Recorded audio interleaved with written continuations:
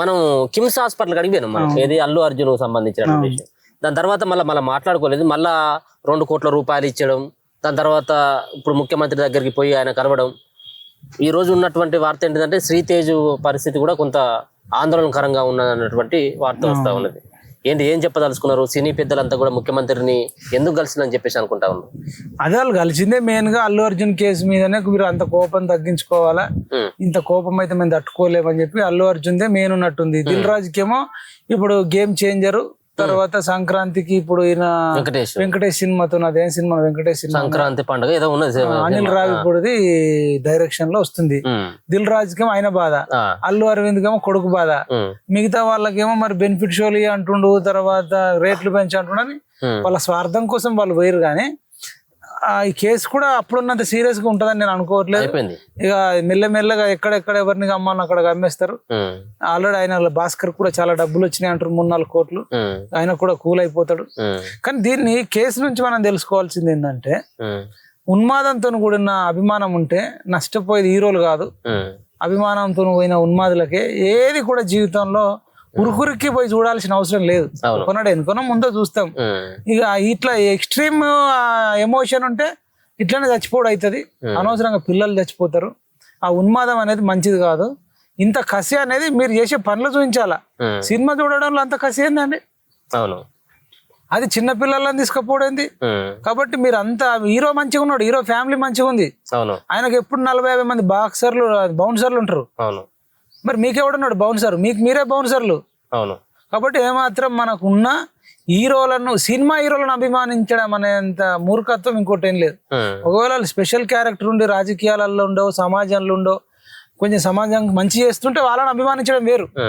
వాడు cinema hero అయినా కాకపోయినా కొంచెం ప్రజలకు మంచి చేసేటోళ్ళని అభిమానించడం వేరు. కానీ సినిమాలలో డైలాగ్ కొట్టి తర్వాత అల్లు అర్జున్కి అంత అహంకారం అంటే చెప్తున్నారు, అది నిజమో కాదో. నోటీస్ ఇవ్వడానికి పోతే మన చిక్కడపల్లి ఎస్ఐని, సిఐని, కానిస్టేబుల్స్ 45 నిమిషాలు నిలబెట్టారట. సార్ బిజీ ఉన్నాడు. ఏం బిజీ? పోలీసు వాళ్ళు వస్తే నీకు బిజీ ఏంది? నీకు నోటీస్ చేయడానికి వస్తే బిజీ అంటే ఇది ఇట్లా అహంకారం అంటే ఇట్లాంటి యాటిట్యూడ్ ఉందట. అట్లా పోలీసు వాళ్ళ ఈగో అట్ అయింది అనేది కూడా తెలుస్తుంది. కాబట్టి సినిమా హీరోలకు అసలు ఎక్కడ కూడా ఈ రోడ్ షోలకు పర్మిషన్ ఇవ్వద్దు. అంతే, అట్లాంటి రోజులు రావాలి. రేవంత్ రెడ్డి చూద్దాం మరి నెక్స్ట్ నిజంగా అల్లు అర్జున్ జైలుకు పోతే రేవంత్ రెడ్డి అన్న మాటలు నిజం, లేకపోతే ఈ సినిమా పెద్దలను గ్రిప్ లోకి తెచ్చుకోవడం కోసం కొట్లాడిన డైలాగులే అనుకుంటారు జైలుకు పోకపోతే. ఇప్పుడు మరి ఆ బాబు పరిస్థితి సీరియస్ ఉన్నది. మరి మీరు అన్నటువంటి గతంలో ఈ రేసు గుర్రాలు, ఈ బాహుబలిలంతా ఆయనను పరామర్శించడానికి పోయింది, కానీ ఎవరిని అల్లు అర్జున్ ఇప్పటి వరకు కూడా ఒక్కరు కూడా రాకపోయే కదా. వాళ్ళందరూ రేసు గుర్రాలు వాళ్ళు రారండి. వాళ్ళు పాపం వాళ్ళని అనడానికి లేదు. ఎందుకంటే మన గతంలో వాళ్ళని తిట్టినాం కానీ వాళ్ళు ఎక్కడికి రారు. నాకు అర్థమైన కాడికి మనకు బుద్ధి ఉండాలా, మనకు సిగ్గు ఉండాలా, మనకు శరం ఉండాలి. వాళ్ళని అభిమానించొద్దు కదా. That kind of attitude, that kind of behaviour, that kind of mentality ఉన్న సినిమా హీరోలను అల్లు అర్జున్ పరామర్శించారు కానీ పోరాన్ని పరామర్శించాలి అల్లు అర్జున్ అభిమాన్ని. మరి వాళ్ళు అంతే ఉంటారు, మా మెంటాలిటీ ఇంతే అని చెప్తారు. మనం అనవసరంగా వాళ్ళని అభిమానిస్తున్నాం. కాబట్టి మీరు ఎవరు కూడా ఉరికి అభిమానించాల్సిన అవసరం లేదు. రేవతికి పట్టిన గతే మీకు పడుతుంది, లేదంటే వాళ్ళ కొడుకు శ్రీతేజకి పట్టిన గతే మీకు పడుతుంది తప్ప వాళ్ళకి మీ పట్ల 1% ఉండదు. వాళ్ళు స్టేజ్ల మీద చెప్పేది ఒకటి, లోపల చేసేది ఒకటి. సినిమా హీరోలకు రాజకీయ నాయకులకు పెద్ద తేడా లేదు. వాళ్ళు స్టేజ్ మీద ఒకటి చెప్తారు, my army, I love you my army అంటారు. కానీ ఏముండదు, ఐ లవ్ యూ ఉండదు, ఏముండదు. వాళ్ళ ఫ్యామిలీనే లవ్ చేస్తారు తప్ప ఆర్మీని ఎవరు లవ్ చేయడు. కాకపోతే ఎవరికైనా డబ్బులు ఇచ్చి చేయించుకుంటారో వాళ్ళతో లింక్స్ ఉంటాయి. కానీ సాధారణం వేరేవాడైతే బలిపశువు అవుతారు. ఏ సినిమా హీరోకైనా ఇంత అవసరం లేదు. వాళ్ళు నిజ జీవితంలో ఒకవేళ కొట్లాడారు అనుకోండి, వాళ్ళని అభిమానించండి, తప్పులేదు.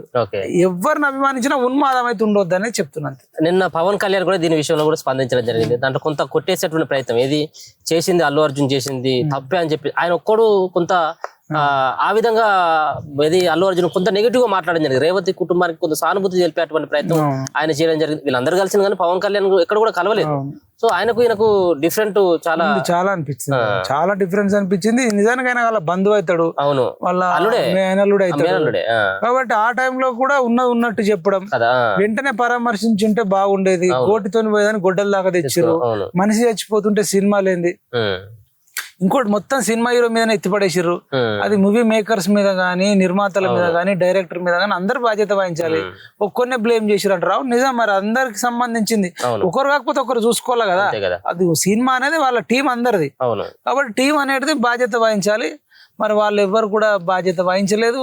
అది కనీసం అట్లా చేతులు ఒప్పుకుంటూ పోవద్దు, అది ప్యాన్ ఇండియా సినిమా అయింది, అంత పెద్ద బిగ్ హిట్ సినిమా, అది పోవద్దని ఇంగిత జ్ఞానం వాళ్ళ టీంలో ఎవరికి లేనట్టుంది. మీరు చూసిన సినిమా? నేను ఇంకా చూడలేదు. దాంట్లో ఒక 2 సీన్లు మీకు వివరించాలి. నేను కూడా మొన్న ఏదో టీవీలో వస్తే చూసిన, నేను టికెట్ కొనుక్కొని పోలేదు కానీ దాంట్లో ఎవరు దాంట్లో ఉన్నటువంటి ఆ జిల్లాకు సంబంధించిన ఎస్పీ అనుకుంటా, ఎవరు షకావత ఉంటాడు. దాంట్లో ఒక స్విమ్మింగ్ పూల్ లో ఈయన టాయిలెట్ పోస్తే ఆయన దాంట్లో ముడుస్తారు. దాంట్లో ఏది స్విమ్మింగ్ పూల్ లో ఒక ఫోటో ఇవ్వకపోతే ముఖ్యమంత్రినే మారుస్తారు. అటువంటి సీన్లు ఏ విధమైనటువంటి సమాజానికి ఏ విధమైనటువంటి సందేశాన్ని ఇస్తాయి అనుకుంటారు. అది మొత్తం అంతా కూడా గంధపు చెక్కలు, స్మగ్లింగ్, ఈ వ్యవహారం ఉన్నది. ఆ సినిమా అంటే అందరు మాట్లాడినట్టు నేను మాట్లాడలేను కానీ ఆ సినిమాలో పోలీస్ ఆఫీసర్ కూడా కరప్టెడే అంటారు. అంటే నేను చూడలేదు, వేరే వాళ్ళు చెప్పారు. షకావత్ అనే క్యారెక్టర్ కూడా కరప్టెడ్ క్యారెక్టరే అంటారు. ఇంకా కరప్టెడ్ అయిన తర్వాత ఆయన పోలీసా, రాజకీయ నాయకుడా, ముఖ్యమంత్రి, ఎమ్మెల్యేనా మనం చూడలేం. అంటే ఒక స్మగ్లర్ కు ఒక కరప్టెడ్ ఆఫీసర్ కు మధ్యలో జరుగుతుంది కాబట్టి అక్కడ హీరో అనేటోడు విలనే, పోలీస్ అనేటైనా కూడా విలన్ క్యారెక్టర్ అనిపిస్తుంది. అంతే కదా. అంటే నేను అంటే ఫస్ట్ దాంట్లో కూడా అదే మొత్తానికి అయితే గుడ్ క్యారెక్టర్ అయితే లేదనుకుంటా. పోలీస్ క్యారెక్టర్ కూడా మంచి క్యారెక్టర్ పెట్టినట్టు అనిపించలే. ఒకవేళ మంచి క్యారెక్టర్ కానప్పుడు మనం దాని మీద ఇక ఎవరి వైపు అయినా తీసుకోలేం, మనం సైలెంట్ గా ఉండడం బెటర్. కాకపోతే సినిమా అనేది చాలా ప్రభావం చూపిస్తుంది. ఎట్లా అంటే అసలు సినిమాలలో చూసి ఇప్పుడు శ్రీతేజ్ అనేటువంటి సినిమాలలో చూసి నా లెక్కన డాన్సులు చేయడం, ఆయన లెక్కన తగ్గేదే లేదనడం ఎంత దాకా పోయిందంటే మన నితీష్ కుమార్ రెడ్డి హాఫ్ సెంచరీ చేసి మెల్బోర్న్ లో సెంచరీ చేసిండు కానీ హాఫ్ సెంచరీ చేసినప్పుడు దాటితో ఇట్లా పుష్ప తగ్గేదేలే అంటే కామెంటరీ కూడా పుష్ప అని వాళ్ళకి. అంటే సినిమా అనేది అంత ఆ రేంజ్ లో ఉంటది. కాబట్టి వీళ్ళు అట్లాంటి సినిమాలు తీయడం వల్ల మాత్రం అంటే తీసినని కూడా ఏమి అనలేము. అబ్బా ఎందుకు అని ఇలా అంటుందంటే అసలు దానికి మన ఇది ఇల్లీగల్, ఇది చట్టబద్ధం కాదని తీసుకొస్తే చేస్తే తప్పు.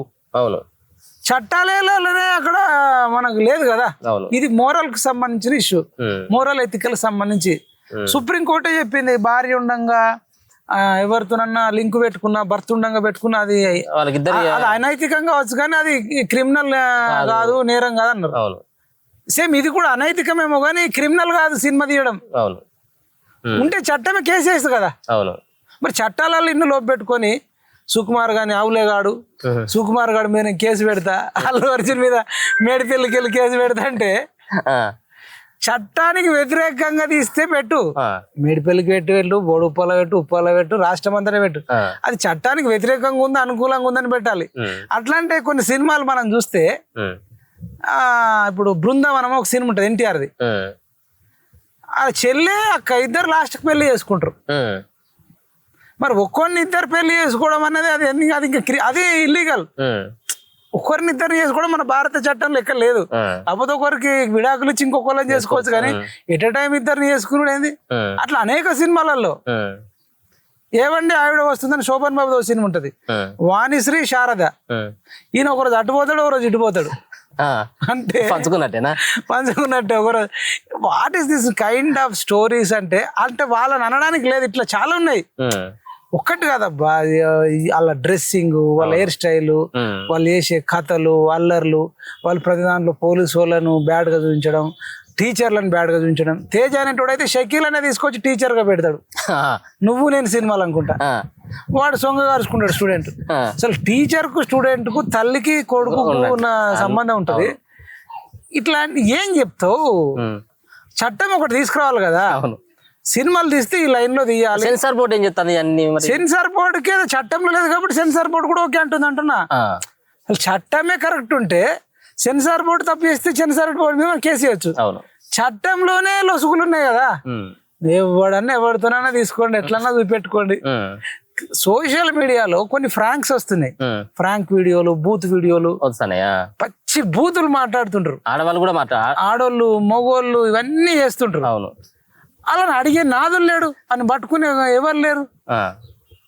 అసలు వాళ్ళని పట్టుకపోయి లోపల తోమి ఇలా అసలు వాళ్ళ అమ్మను, నాన్నను, వీళ్ళను తోమాలనా వద్దా? అవును. బూతులు అంటే పచ్చి బూతులు, ఇట్లా పార్కులలో మాట్లాడుకున్నట్టు, ఫ్రాంకులు చేసినట్టు, వ్యూవర్షిప్ ఎట్లా ఉంటుంది?